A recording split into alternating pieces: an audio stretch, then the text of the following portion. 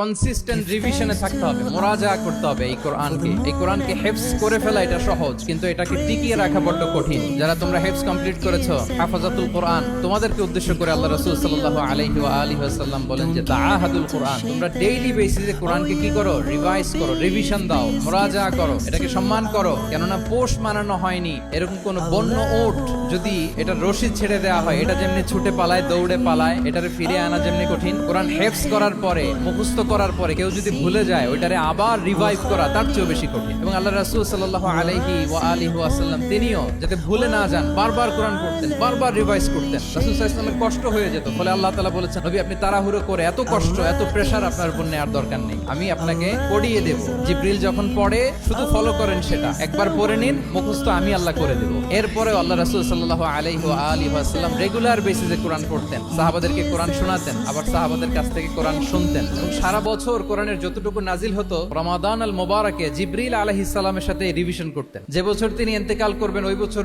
দুইবার তিনি গোটা কোরআনকে জিবরিল আলাইহিস সালামের সামনে পেশ করেছেন, শুনিয়েছেন। তাহলে এটাই হচ্ছে সুন্নাহ। তিনি তো পৃথিবীর প্রথম হাফেজ নাকি? উনি রেখেছেন কিভাবে কোরআনকে, প্রিজার্ভ করেছেন কিভাবে? রিভিশনের মাধ্যমে। You have to revise a lot, you have to recite a lot. এটা আমাদের মনে থাকবে তো নাকি? শিক্ষার্থী বন্ধুরা আওয়াজ করো, মেক এ নয়েজ। মনে থাকবে ইনশাআল্লাহ বিইذنিল্লাহ।